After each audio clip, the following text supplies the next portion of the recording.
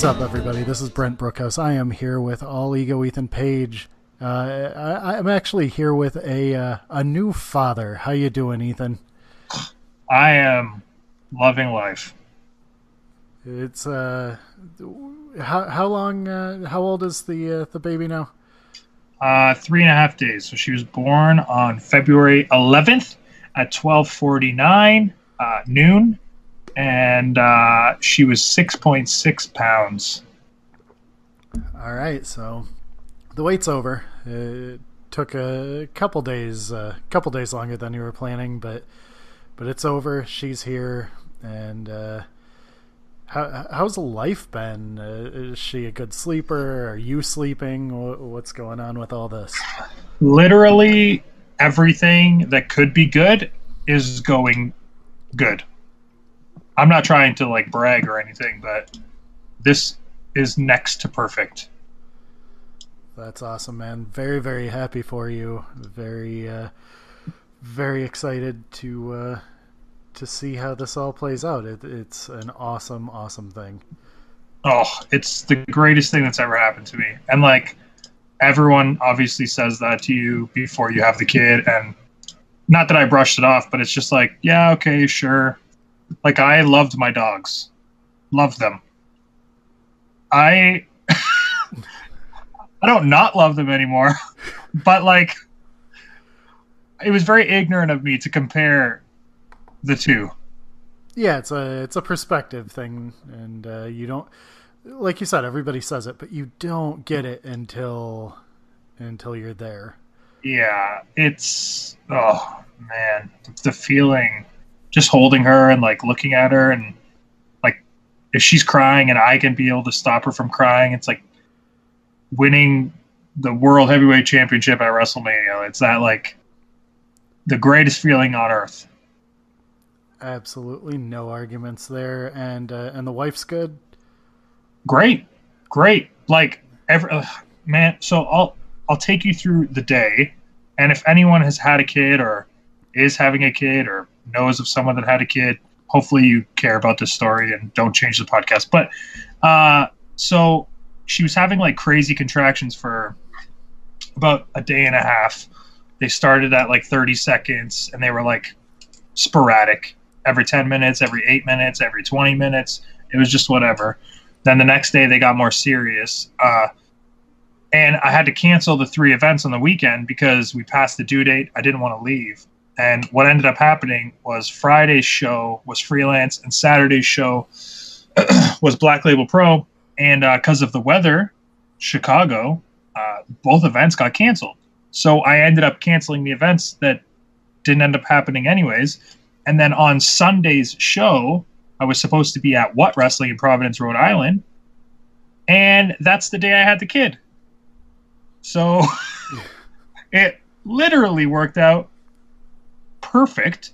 And the classy people at What Wrestling actually had the ring announcer announce the birth of our baby girl to the live crowd. And it was just sweet to see the fans that I would have ended up performing in front of in like an embrace for obviously the greatest day of my life. But it was amazing. So anyways, so professional career wise, it ended up being perfect. Personal, getting to the baby part. So the contractions were about a day and a half. Once they got very serious, it was like calling the midwives. What do we do? When do we go? And they were like, okay, you guys can leave for the hospital in the next 5 to 10 minutes, and we'll meet you there. So now it's a scramble of me running around, putting all the bags and everything in the car, yada, yada, yada. So as I'm doing that, my dogs are running around too. And I put bags in the trunk. I come into the house. As I'm walking through the front door, my phone rings as the midwife calling to double check and make sure everything's okay. I'm going upstairs to check with my wife. She's yelling because she's having contractions. And in the midst of it, I left the door open and my dog escaped. Oh, God. So now it's like, what the hell is going on? My dog is God knows where. I have to get my wife to the hospital. I still have stuff to get into the car. She's in absolutely agonizing pain. and it ended up being fine. I got found the puppy in like 10 seconds. She was barking at people shoveling the snow. So we got her inside. We got my wife in the car. We drove to the hospital.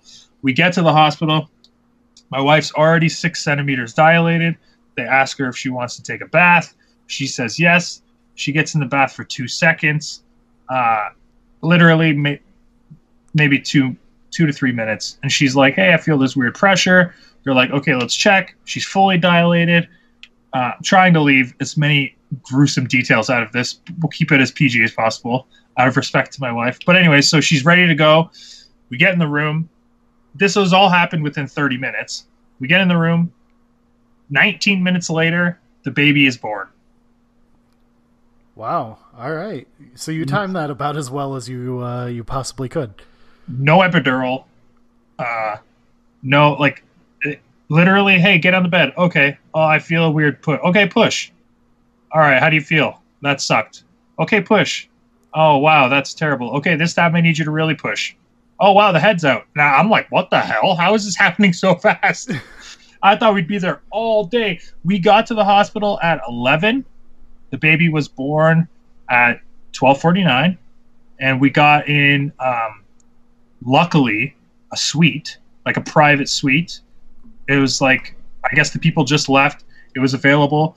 They were like, hey, they qualify. Would they like it? Of course. So it was like a king-size bed in a private room with like a TV, own shower. It was awesome. So we stayed there for a day and a half, came home.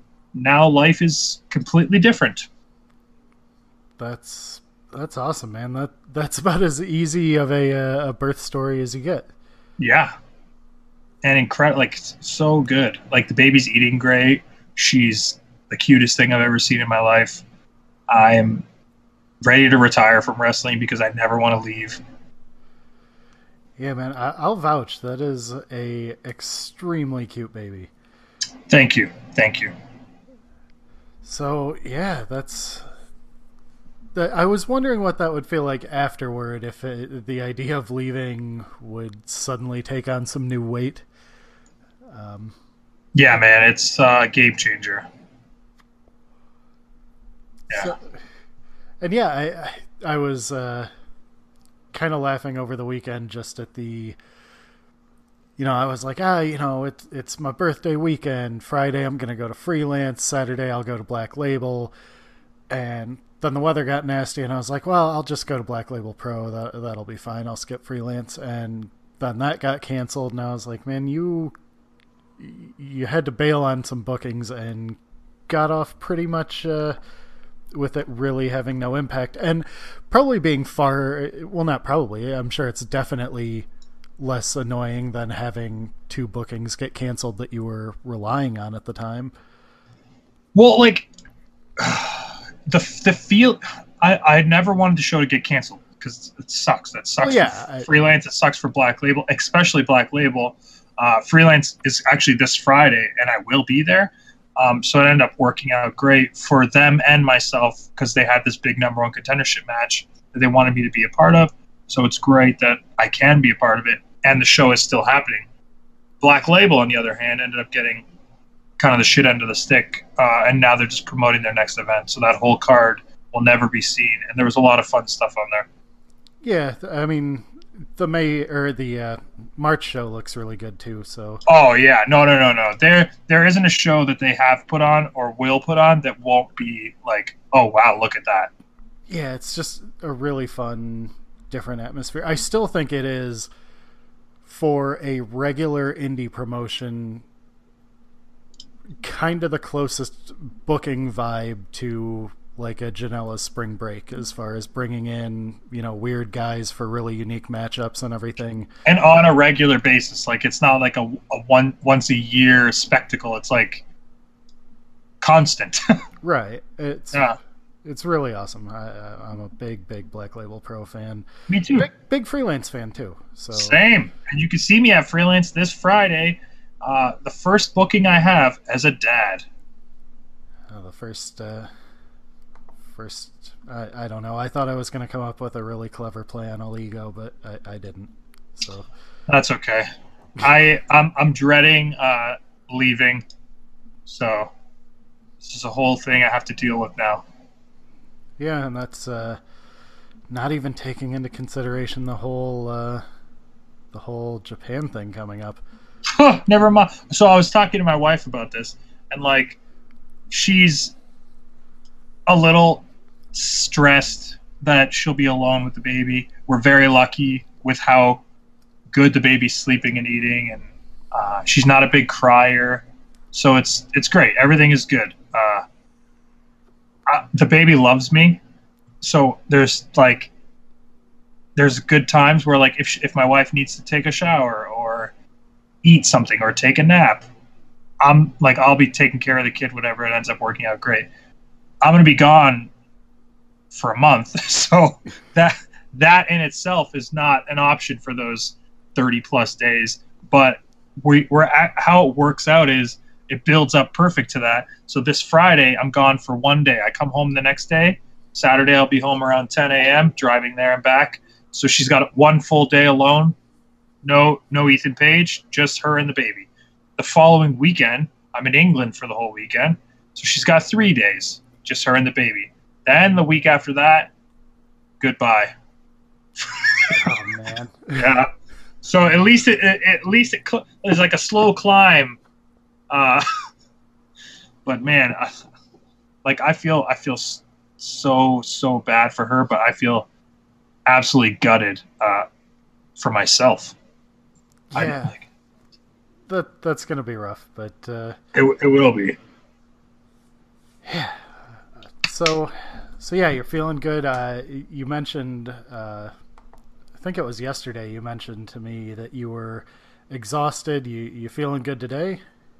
Yeah, we got into a little routine. The first night at home was like a blur. I don't remember any of it.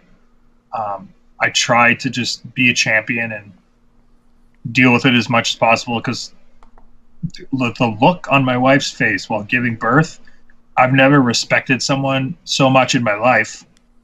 The fact that she could do that and put up with it with no drugs and like champion. So when we came home, I tried to do as much as I could to ease the load for her, and she just had to feed and I did the rest. A lot of poopy diapers. I'm a great diaper changer. But once we got into a routine, which we are in now, which is why I'm even able to record the podcast, is because we've got it all under control. It's all locked down right now. But man, that first night, Jesus Christ. Yeah, recording on Valentine's Day, a couple days after the birth of your daughter, you managed to squeeze it in. That's impressive. Yeah, got to try for our listeners, for the paychecks. You know how it is. So, I am going to get this out of the way real quick before we get to the questions, because I got a lot of stuff that came to me in DMs and stuff saying, hey guys, talk about this whole thing going on with Powerbomb. I'm not going to, and I don't know how much you know about it. Quite a bit, but I'm okay with not talking about it. Yeah, I mean, the main thing is, from my perspective, I have gone through similar things with my time at FlowSlam, and the internet assuming that it knows everything about private business dealings and contracts and things like that. Long story short, for people that are listening that don't know, IWA Mid-South, with the stuff with Michael Elgin, kind of jumped at the opportunity to book him, referred to the accuser in the whole Elgin and Sean Orleans sexual assault saga. Ian Rotten referred to the accuser as a ring rat and said some stuff about bros before hoes, and then that was a while back, right? Yeah, that was a while back, but there was pressure as the show was drawing closer for people saying Powerbomb should not air the IWA Mid-South show. And then that turned into Adam Lash, who is one of the co-founders, kind of going public with his reservations and then eventually getting fired. And I haven't seen their contracts. I don't know if it's even an option for them to not stream it. I don't know anything, and I would rather personally not speculate. So the only thing I want to say, and I don't want to get myself in trouble, I just want to look at this as like a business instead of like personal. I have no personal vested anything in this whatsoever at all. None. As a business, Powerbomb is a provider for multiple wrestling companies. They don't have a hand in the booking. They don't have a hand in the promoting. They don't have a hand in like any decision making whatsoever. It's essentially a video on demand service, sometimes live stream service, and they're taking the fans of companies and bringing them to one location. So it's just, yeah, I mean, what I can say is, okay. So sorry, I just, oh, go ahead. I understand both sides of this because there's good points to both. As a company as a whole trying to grow Powerbomb, if they say no to streaming Elgin, what's to say they won't do that with anybody else in the future? So then they're setting a precedent for the future. And then Ian can't be saying stuff like calling her a ring rat and stuff like that. That's right. That is not okay. I think if you want to place any blame directly on anyone who should not be doing what they did, it would be IWA Mid-South and Ian Rotten. More than Powerbomb, it's Ian. But even, sure, I agree. But also, it's his company. So, at the end of the day, no one can tell him who to book.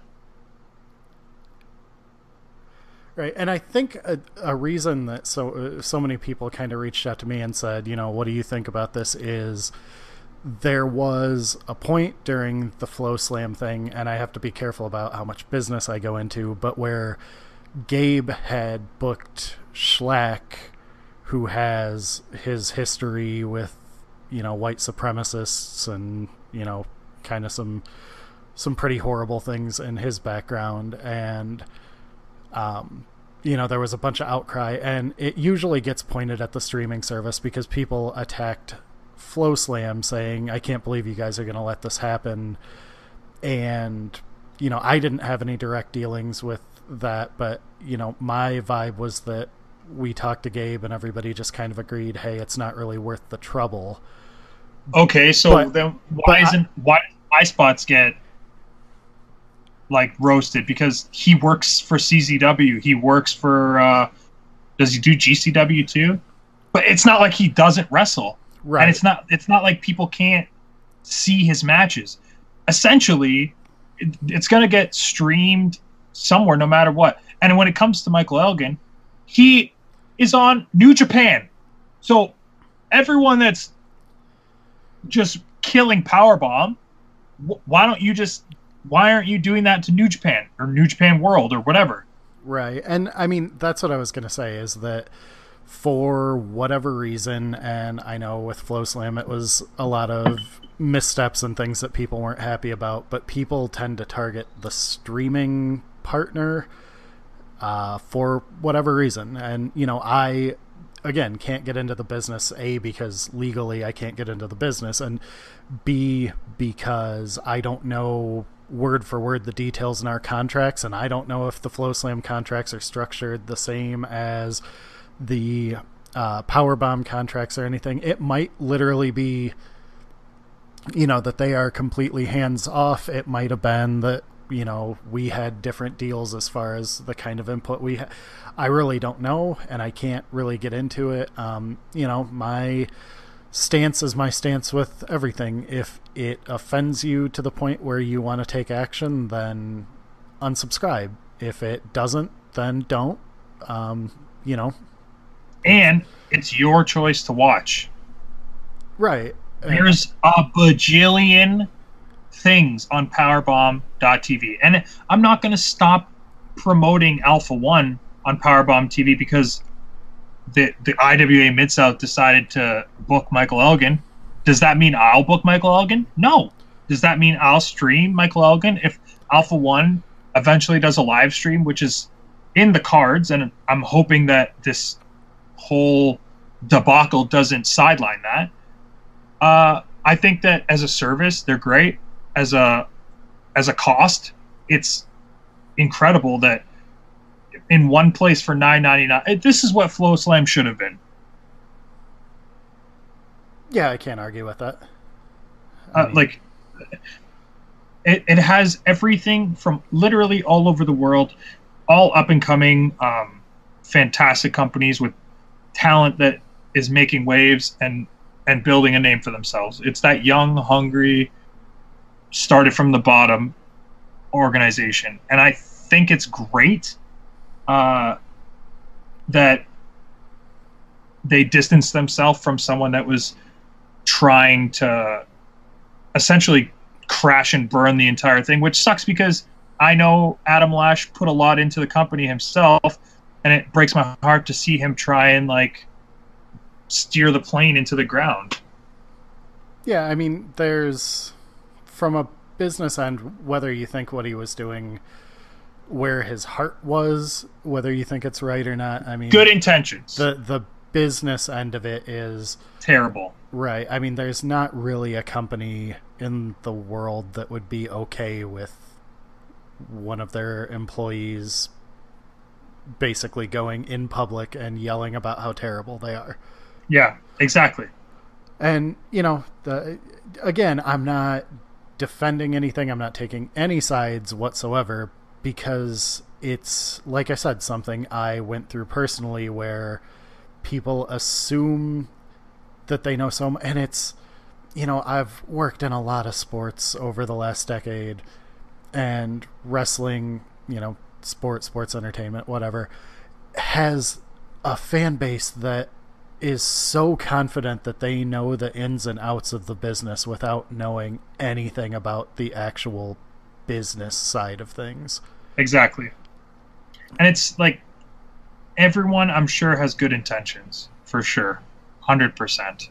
Right. The only the only thing I like, the only place where I'm like, that's super gross, was Ian booking him and turning it into spectacle that was almost like, yeah, screw anybody that has a problem, we're doing it because bros before hoes. Like, that's just kind of gross when the situation involves like alleged sexual assault and stuff like that. Like, that's gross, but, you know, I can't put that on Powerbomb that they should, you know, go possibly violate contracts or, you know, put themselves in a position where maybe other promotions might not trust them to, you know, like you said, they're not supposed to be involved in booking decisions. Yeah. And if, you know, if Twitch is approaching you and saying, you know, maybe there's a deal here, maybe Powerbomb is offering more money or maybe it's less money than another option, but a big deciding factor could be, you know, these guys might step in and tell me not to book somebody that they don't like, or somebody that's, you know, you don't know where the line is once they're trying to have impact on booking decisions. Yeah. Either way, I like the Powerbomb platform. I like the variety of choices. I'm glad that they're getting into more live streaming stuff. The one thing I'll say that I liked as far as ideas I heard from Adam Lash on how they could have handled it was, you can just go to intermission for that match and just not stream it if you want. But, you know, for sure. But whatever. It's not. Well, where does that end? Like, yeah, and that's kind of the larger point. Again, getting into, like, I'm 99% sure that they still have tier 1 shows on there with that guy that got caught for child porn. Right, and I mean, you're getting into the WWE Chris Benoit thing where it's the he's still on there. Well, yeah, but for a while they scrubbed him from everything. Agreed. And, but they don't advertise him. Right. But it's you know, the history, you know, the history is the history, and you know, whatever. People can make their choices, vote with your dollars. If you have an issue, then you speak by unsubscribing, or you subscribe and you let them know that, you know, if you have a big problem and you don't necessarily want to take your money away from the platform, you contact them and you tell them, because that's, I mean, your voice can help change things or maybe not. So either way, I said I wasn't going to get into it, and we got into it a little bit, but it's we're passionate about and I mean, watching things succeed. And this is what, again, take this within context. This is why professional wrestling is constantly looked down upon, is because of the way the business aspect is handled publicly. It's not like people aren't discussing the ins and outs of fucking McDonald's because they don't know the ins and outs. They buy a burger or they don't. You either subscribe to the service or you don't. It's like, where is this entitlement to dictate someone's like business? Right. And again, I mean, I'm in a weirdly unique position of there have not been a lot of people that have dealt with similar situations where, you know, we had a couple of those come up, and, you know, luckily we were able to work things out in the short term, obviously not the long term, but you know, but the year of my time at Flow Slam was filled with people so confident that they knew a single thing about the business side of things that had no clue. And that's a weird thing in the wrestling space, is because I think it's because you guys as wrestlers and a lot of promoters are so available on, you know, social media and everything that, you know, you're given some insight into the world, and that makes a lot of people think that they have all the insight, and they just don't. Anyway. Yep. Sorry. We shouldn't have said anything. No, it's all right. But it's a big thing. And, you know, it's, you know, like I said, I have, you know, my personal experience from the time at Flow Slam. You, as a promoter that also has some dealings with Powerbomb, you know, we have some interest in some ability to talk about it with some degree of knowledge. But yeah, that's the thing. You still, to support a new father, should definitely subscribe at Powerbomb TV using promo code Alpha1, all one word, ALPHA, the number 1. I did that right. You did that. That was perfect. Anyway, so we covered the last weekend. You had a baby. The Powerbomb stuff was a big portion of stuff that came in. But let's hit some other questions. Let's do it. Okay, so Joshua7520 on Twitter asked for our thoughts on Sammy Guevara. Okay. He's fine, I guess. I don't know. What's he expecting me to say? Does he want me to, like, shit on him or something? No, I think it's you've given your thoughts on a lot of especially young wrestlers, and I guess just wanted your thoughts on him. No real thoughts. Not good, not bad. I don't know. He's just a dude. He's got a lot of talent. He's one of those young guys that I think will benefit from some time. Yes. Yeah. A ton of natural athletic talent. You know. Cool. Cool. Exactly. Yeah. Cool. Let's see. We have... Sorry, I have all... My mentions are just a garbage pile right now. Okay, let's see. Here we go. Top Rope Tony on Twitter sent in some. Let's see. Have you been open to working the Invisible Man at DDT? Oh, I would love to. Um, let's see. One of them we kind of already talked about. Have you worked any intergender matches? If so, how do you find them? And if not, are you open to working them?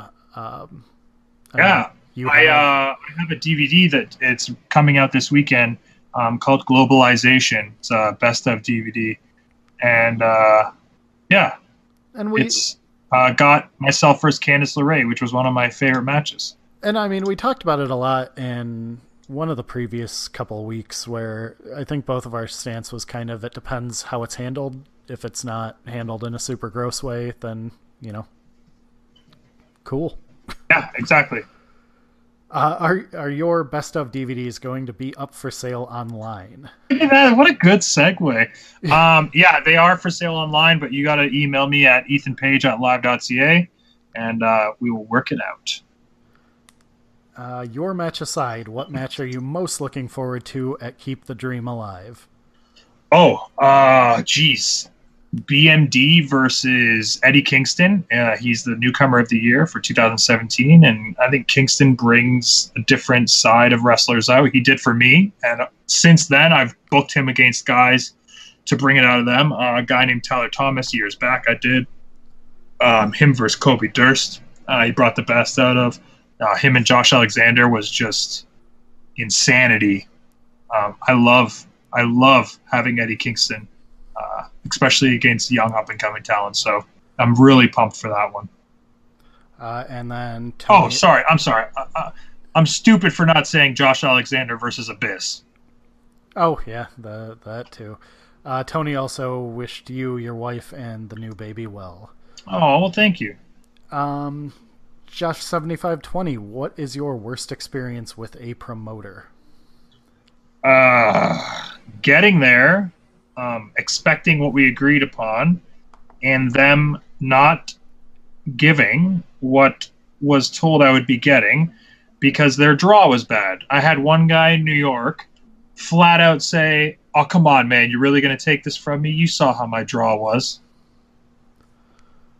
That drives me nuts because I as a promoter, I see both sides. Yes, it's the wrestler's job to advertise the show. It is your job as the promoter to make sure you will make enough money to at least cover the costs. The profit in itself is not even a question. If you want to make money as a promoter, do your damn job. It's literally the title of your job. Yeah. Okay, done. We're not talking about it anymore. Done. Yes.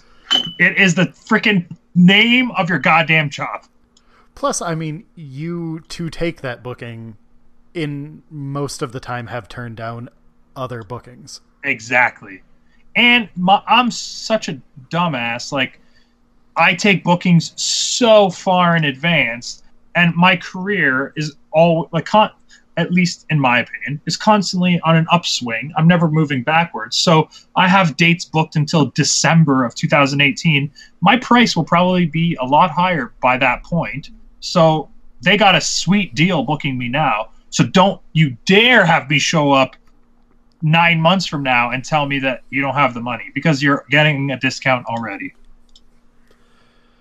What movie have you seen in theaters more than once? I assume there's a lot of these. So let's change it to, what movie have you seen in the theaters the most? Ooh. Oh, man, that's tough, because I saw... What did I recently see in the theaters twice? I saw Star Wars, The Force Awakens twice in theaters. I saw Batman, The Dark Knight twice in theaters.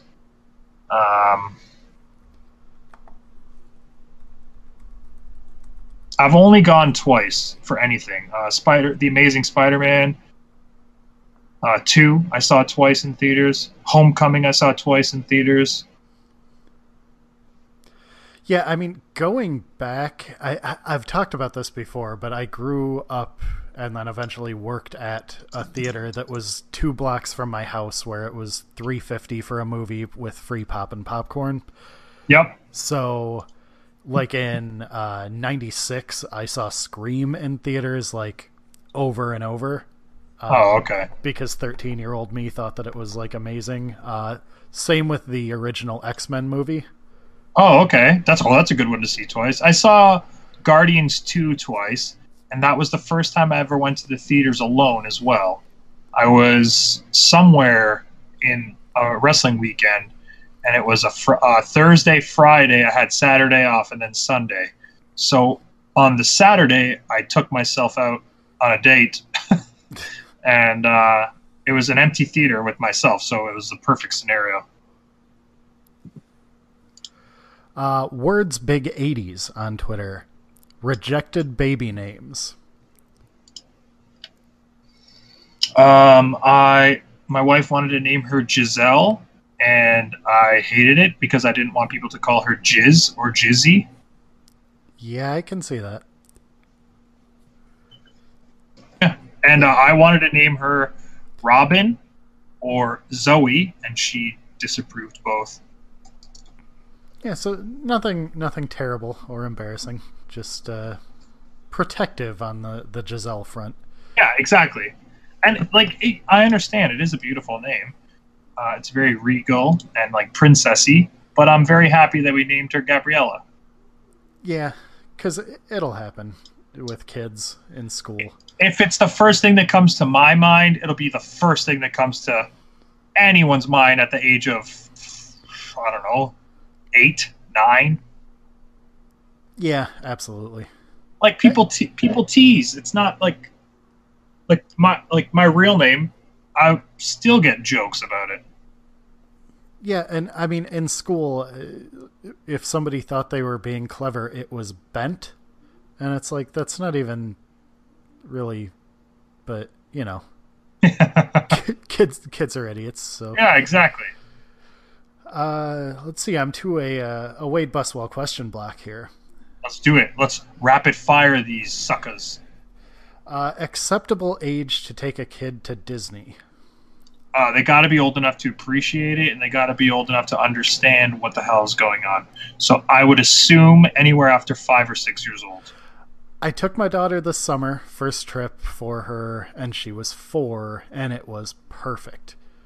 Because everything is still big, but she understands everything. Okay. So 4 was amazing. You know, she loved everything. She got super obsessed with the Haunted Mansion. For real? Oh, yeah. Well, because it's not really scary. It's just fun. Yeah, I mean, it could be, but I did a thing before we went with the couple things that I thought might be scary. So, like, we looked at pictures of, you know, some of the ghosts and stuff that are in Haunted Mansion and just talked about how they're funny ghosts. So then the whole time it was just like, yeah, they're funny.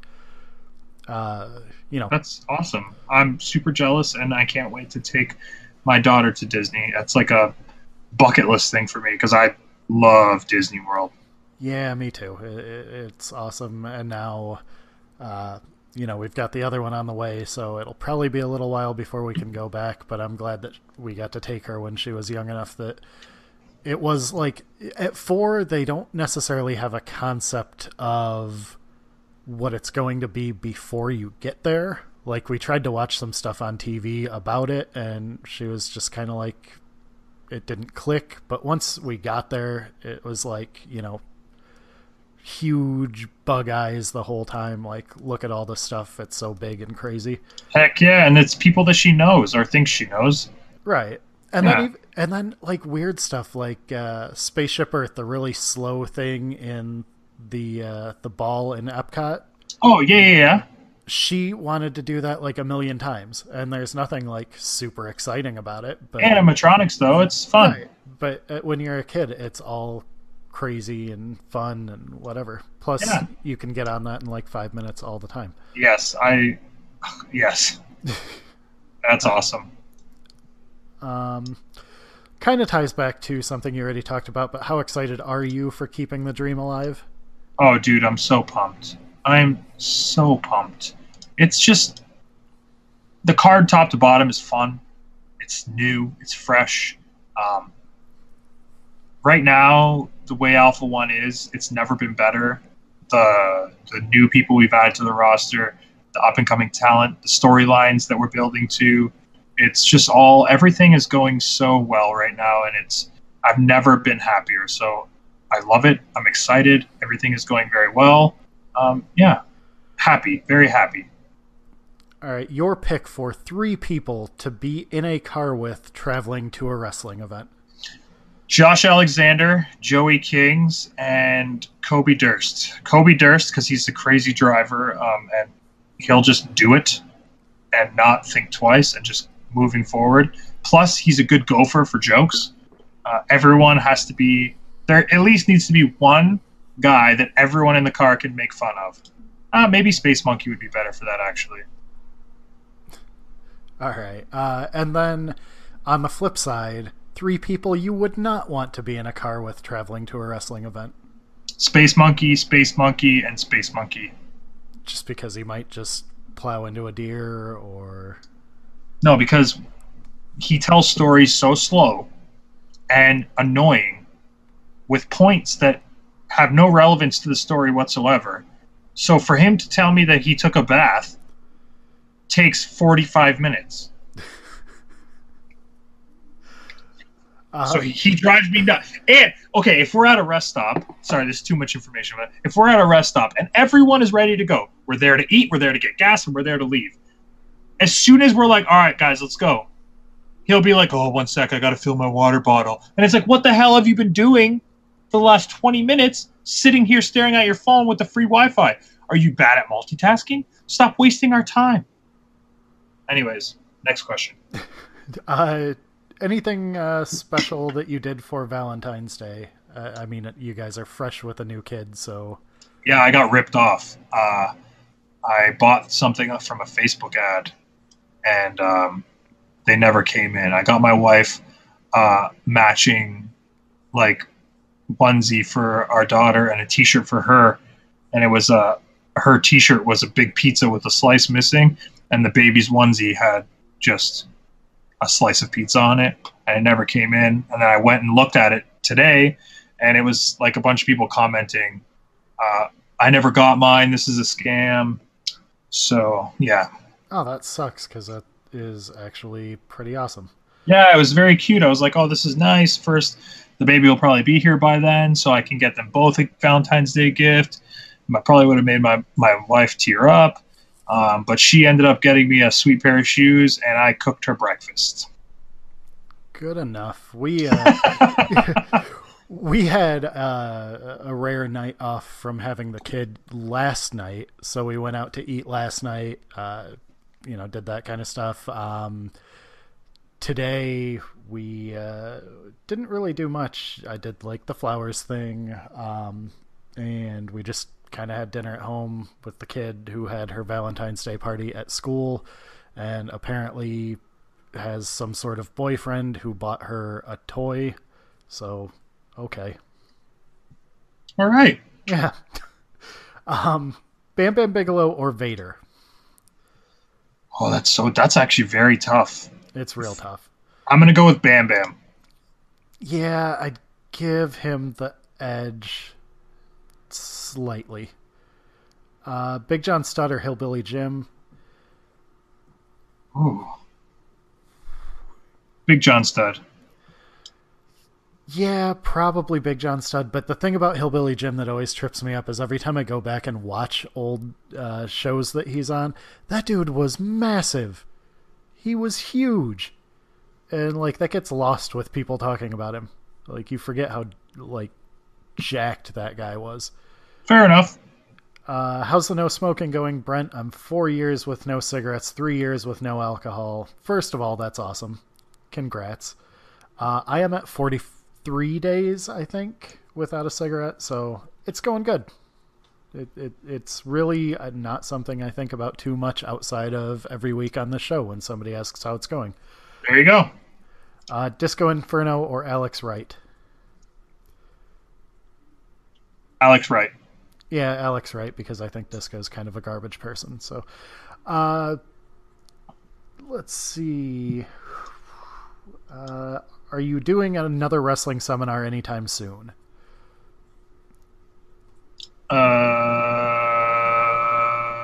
Not that I know of yet,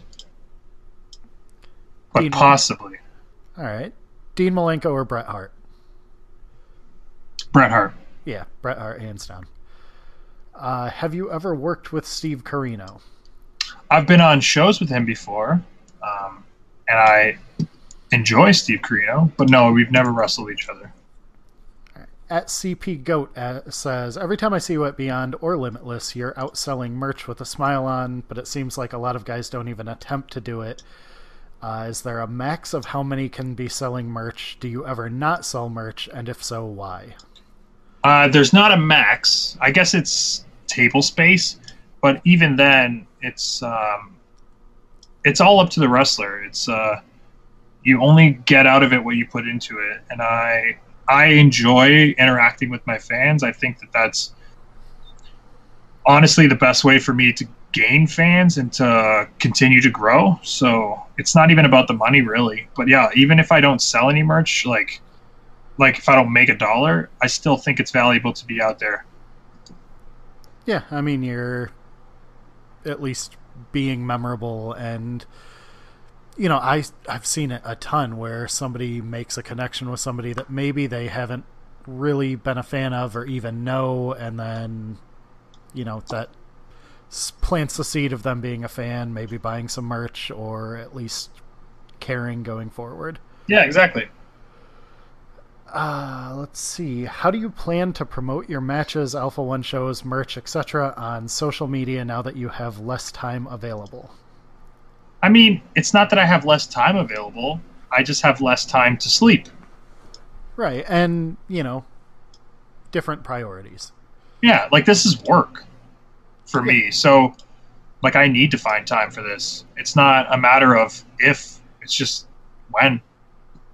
Yeah, I mean, I think every week we head into, like, Tuesday or Wednesday, it's like, hey, are you available? A lot of times it's kind of like, ugh, yes, let's do it. Not because we don't want to do it, but just it's an hour or so out of the day, and we usually do it at night, and one of us is usually tired. Yeah, exactly. But, you know, it is work, so you do it. You find the time. Exactly.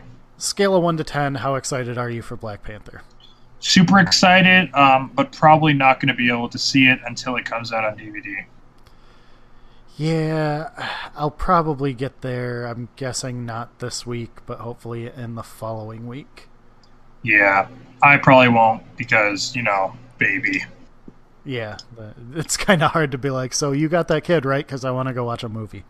Yeah, pending babysitter, but I think way too young to be relying on people at this time.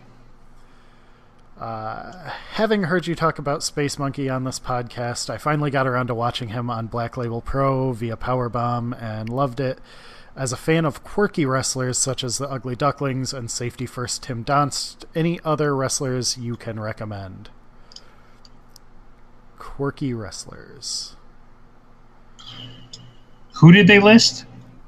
Well, let's see. They heard you talk about Space Monkey, which made them seek him out, and they love him. And then they named the Ugly Ducklings and Tim Donst and just quirky wrestlers. I'm guessing comedy is what they're like. I don't know what they mean by quirky. I think maybe just because Dick Justice. Right. I'm thinking probably outside of the normal. You know, I don't want to say guys aren't going out and trying to have great matches, but maybe their focus is character. I don't know. But Dick Justice is pretty awesome. Yeah, let's go with that. That's my pick. Yeah, that'll work. That's fair. When are you wrestling in Wrestle Circus again? I think we've talked about this. Hopefully in April. Maybe not. Maybe. I don't know. We'll see. Not holding my breath. All right. And that is all the questions that we got this week. All right. Then that is all, my friend. Let's get your plugs in now. All right, it's pretty simple. Twitter at official ego, Instagram at official_ego, and prowrestlingtees.com/Ethan Page, and powerbomb.tv, promo code alpha1, no space, the number 1, bam. I don't know, that's pretty much it. Yeah, but one other thing. What's coming up this weekend? Oh, Alpha 1. Keep the dream alive. Go to alpha-1wrestling.com. It's got all the information. The show is in Hamilton, Ontario. I promise you a good time. Like, that's a promise. Please come out if you can. Check it out. It's so much fun. The live interactive crowd is, you have to experience it. And anything else this weekend? Yeah, Freelance Friday. I'll be in Chicago wrestling for the number 1 contendership for the Freelance Heavyweight Championship. There we go. I am at Brent Brookhouse on Twitter. The good people at Cage Side Seats continue to support us, which is awesome. So make sure that you are getting all your wrestling news and opinion stuff there. If you're listening to the show there, make sure that you subscribe, rate, and review on iTunes and Stitcher. If you're listening on iTunes and Stitcher, make sure that you're going to Cage Side Seats and, again, reading their content. They are very good people, and they help us do this, which is, just reason enough to make sure that you're helping their traffic numbers. Exactly. Like, if you enjoy this podcast, please check them out, because without them, this podcast would be dead, because it was dead. And they revived us and gave us a reason to keep talking to each other every single week. So please support them, because they truly supported us. Yeah, so again, man, huge congratulations. Enjoy it. Enjoy the time. It's going to simultaneously go by so quick and sometimes feel like it is going so slow. Nail on the head for the last 3 days of my life. All right, well, we will be back to talk to you next week. Make sure, if you have questions, you don't have to wait until the day that we put out the call for questions. I note them all week long. So if you're listening to this right now and you have a great question, don't hold on to it. Send it in right away. I will make sure it gets asked, and we will talk about it. There you go. So yeah, until next week, everybody be safe, and go enjoy your baby, man. Thank you. I appreciate that. Let's go let my wife have a nap is essentially what's actually going to happen. All right, well, go let your wife have a nap. Thanks, man.